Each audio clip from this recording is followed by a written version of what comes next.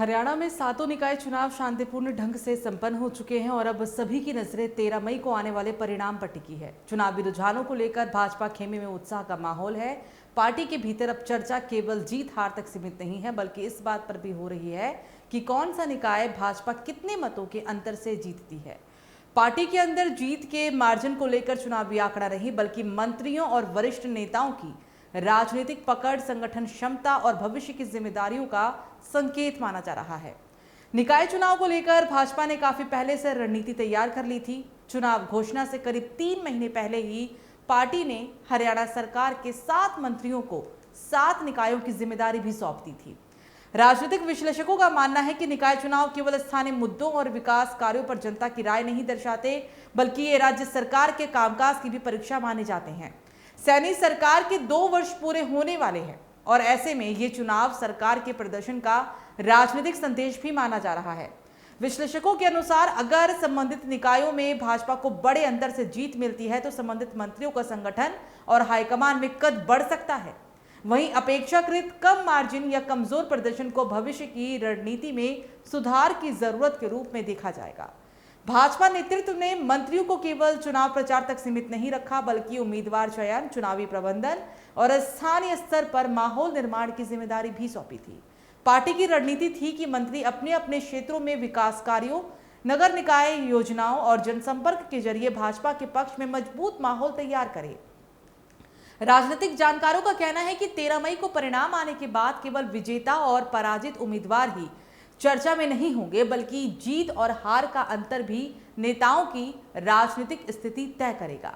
इस चुनाव में मुख्यमंत्री नायब सिंह सैनी और भाजपा प्रदेश अध्यक्ष मोहन लाल बड़ौली की साख भी दांव पर मानी जा रही है। 7 निकायों के चुनाव परिणाम 13 मई को घोषित किए जाएंगे।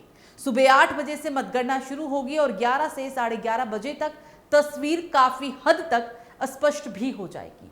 दोपहर 12 बजे तक अधिकांश परिणाम भी आने की संभावना है। चुनाव आयोग ने मतगणना की सभी तैयारियां पूरी कर ली है और अधिकारियों की नियुक्ति पहले ही की जा चुकी है। चलिए बात करते हैं पंजाब की। पंजाब के मुख्यमंत्री भगवंत सिंह मान के मौसेरे भाई ज्ञान सिंह मान ने भारतीय जनता पार्टी का दामन थाम लिया। हरियाणा के सीएम नायब सिंह सैनी और पंजाब बीजेपी प्रदेश अध्यक्ष सुनील जाखड़ की मौजूदगी में उन्होंने बीजेपी की सदस्यता ग्रहण की। उनके साथ बजिंदर सिंह भी बीजेपी में शामिल हुए। ज्ञान सिंह ने कहा कि मैं भगवंत मान का मौसी का लड़का हूं, वो मेरे चचेरे भाई भी लगते हैं। 2014 से उनके साथ था, लेकिन आम आदमी पार्टी की नीतियों और दिल्ली से आए लोगों की मनमर्जी भ्रष्टाचार के कारण पार्टी छोड़ दिया। अब मैं भाजपा के लिए पंजाब में काम करना चाहता हूं, यही मेरी पार्टी है। इसके साथ ही पंजाब की सियासत में बयानबाजी का दौर भी शुरू हो गया है। पंजाब बीजेपी अध्यक्ष सुनील जाखड़ ने दावा किया कि ज्ञान सिंह मान भगवंत मान के घर के साथ बराबर में रहते हैं। उन्होंने कहा कि बजिंदर सिंह ढाबा चलाते हैं और उनके ढाबे पर पंजाब सरकार ने जीएसटी की रेड करवाई थी। सुनील जाखड़ ने आम आदमी पार्टी पर हमला बोलते हुए कहा कि आप लगातार ईडी की बात करती है, लेकिन खुद पंजाब सरकार ने एक ढाबे पर जीएसटी की रेड करवा दी। उन्होंने कहा कि लुधियाना और अमृतसर में आप नेताओं ने गुंडागर्दी है। अब ईडी और सीबीआई की रेड नहीं रुकेगी, सबका हिसाब होगा। उन्होंने ये भी कहा कि अब मुख्यमंत्री मान के अपने घर में भाजपा का झंडा लगेगा। उनके इस बयान के बाद पंजाब की राजनीति में हलचल और बढ़ गई है। वहां मौजूद हरियाणा के सीएम नायब सिंह सैनी ने भी आम आदमी पार्टी और अरविंद केजरीवाल पर तीखा हमला बोला। उन्होंने कहा कि पंजाब में भाजपा तेजी के साथ आगे बढ़ रही है।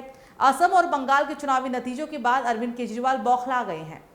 सीएम सैनी ने कहा कि केजरीवाल जिसको समर्थन देते हैं उसका सुपड़ा साफ हो जाता है। पहले राहुल गांधी को समर्थन दिया, अब ममता बनर्जी को दिया था। तो बहरहाल 7 निकायों के चुनाव परिणाम 13 मई को घोषित किए जाएंगे। सुबह 8 बजे से मतगणना शुरू होगी और दोपहर तक अधिकांश नतीजों की तस्वीर भी साफ हो जाएगी।